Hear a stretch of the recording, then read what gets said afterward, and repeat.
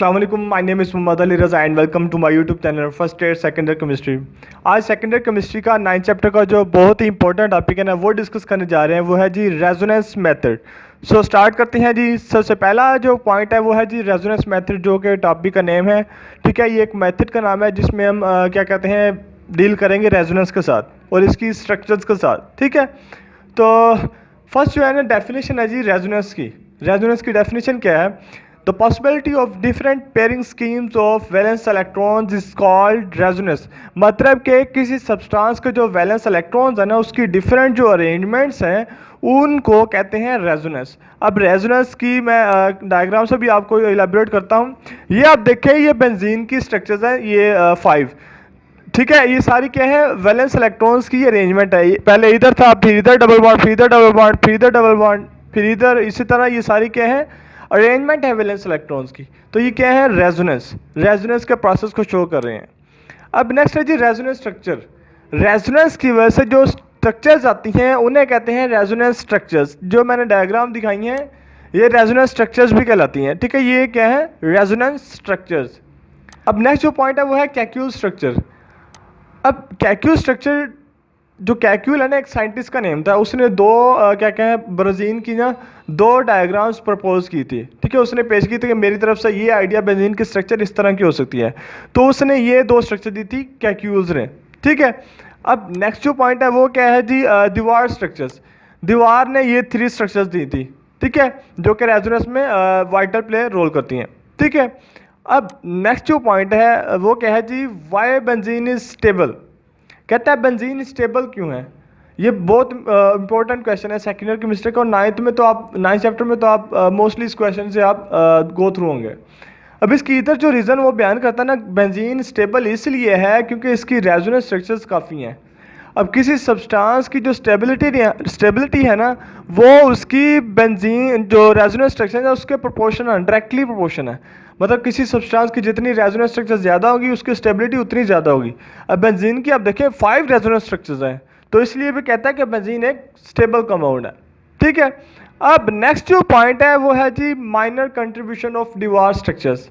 अब पहले मैं कैक्यूल्स का बात कर लेता हूँ। मैं कैक्यूल स्ट्रक्चर में आप देखें ना इधर से आपका नंबर स्टार्ट करें 1 2 3 4 5 6। ठीक है, अभी तो देखें बॉन्ड्स के दरमियान डिस्टेंस बहुत कम है। अब डिस्टेंस मतलब इधर 1 से 2, 2 से 3, एक का डिफरेंस आ रहा है ना दरमियान में, तो इसलिए क्या है कि डिफरेंस कम है, डिस्टेंस कम है, इसकी वजह से जो फोर्सेज ऑफ अट्रैक्शन है ना इधर कैक्यूल स्ट्रक्चर में वो स्ट्रांग है। तो इसलिए ये कैक्यूल की जो स्ट्रक्चर है ये मेजर कंट्रीब्यूशन देती हैं। ठीक है, रेजोनेंस के प्रोसेस में। लेकिन अब नेक्स्ट जो पॉइंट हम देख रहे हैं वो है जी माइनर कंट्रीब्यूशन ऑफ दीवार स्ट्रक्चर। लेकिन कहता है जो दीवार की स्ट्रक्चर है ना वो कंट्रीब्यूशन बहुत माइनर देती हैं, थोड़ा सा कंट्रीब्यूशन देती हैं।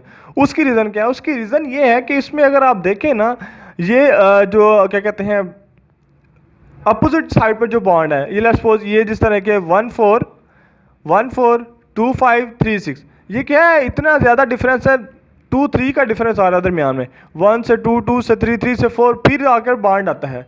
तो इसलिए क्या है इस केस में इन स्ट्रक्चर्स में जो बॉन्ड्स के दरमियान डिस्टेंस है ना वो बहुत ज़्यादा है। इसकी वजह से जो फोर्सेस ऑफ अट्रैक्शन है ना वो वीक हैं।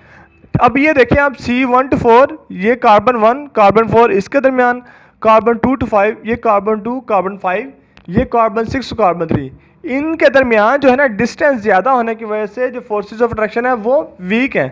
इसीलिए जो दीवार के स्ट्रक्चर्स हैं ये माइनर कंट्रीब्यूशन शो करती हैं। रेजोनेंस हाइब्रिड, रेजोनेंस का मैंने आपको पहले बता दिया, रेजोनेंस जो है वो पॉसिबिलिटी ऑफ अरेंजमेंट है। और हाइब्रिड क्या है? हाइब्रिड जो आपके पास चीज़ें हैं उनका जो मिक्सचर है ना उसे कहते हैं हाइब्रिड। ठीक है, अब वैसे हाइब्रिड 2 चीज़ों का मिक्सचर को कहते हैं हाइब्रिड। अब इधर रेजोनेंस हाइब्रिड का मतलब क्या है कि ये और ये दोनों स्ट्रक्चर जो मिलती हैं ना इन्हें कहते हैं resonance hybrid. Resonance hybrid consist of 5 structures, 2 of Kekule's and 3 of Dewar structures. ठीक है, अब नेक्स्ट है जी कॉन्जुगेट बॉन्ड या जिनको रेजोनेटिंग बॉन्ड्स भी कहते हैं। एक होता है आइसोलेटेड बॉन्ड, एक होता है कॉन्जुगेटेड बॉन्ड्स।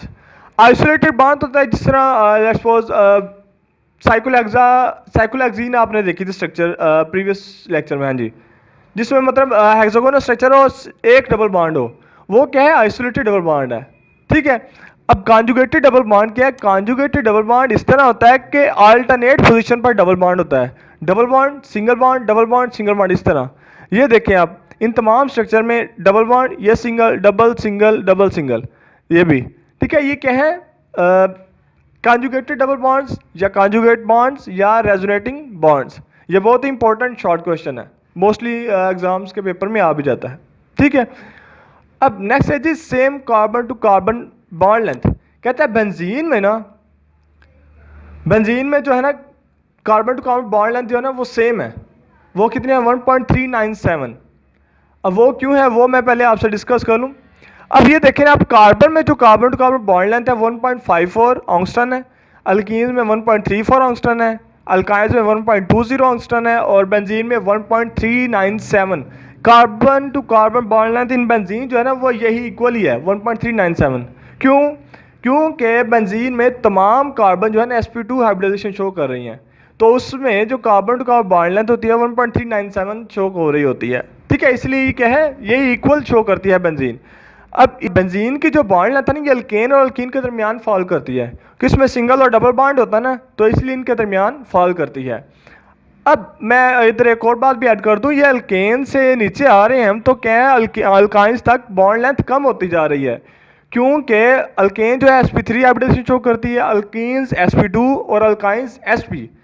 अब जो जो एस कैरेक्टर बढ़ता जा रहा है, इलेक्ट्रॉन जो है न्यूक्लियस के नज़दीक आते जा रहे हैं, तो इसलिए क्या है बॉन्ड लेंथ कम होती जा रही है, ठीक है। ये भी एक क्वेश्चन बहुत इंपॉर्टेंट और आ भी सकता है एग्जाम्स में। अच्छा, ये क्वेश्चन है why benzene can be represented any of these two but not by Dewar structures. कहता है कि बेंजीन के स्ट्रक्चर को ना इन दोनों में से किसी एक स्ट्रक्चर को ड्रा करके शो करवा सकते हैं, और ये दोनों क्या है? कैक्यूल स्ट्रक्चर हैं। लेकिन दीवार के स्ट्रक्चर्स को यूज़ करके आप बेंजीन को शो नहीं करवा सकते, रिप्रेजेंट नहीं करवा सकते। क्यों? क्योंकि जो दीवार के स्ट्रक्चर्स हैं वो बहुत माइनर कंट्रीब्यूशन करती हैं, और वो उसकी रीज़न क्या है? वो डिस्टेंस ज़्यादा और फोर्सेस ऑफ अट्रैक्शन क्या है? वीक हैं।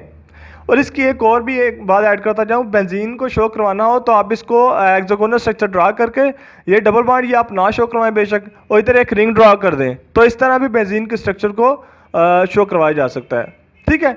सो ये आज का बहुत ही इंपॉर्टेंट टॉपिक था। So stay tuned and stay happy. Thank you.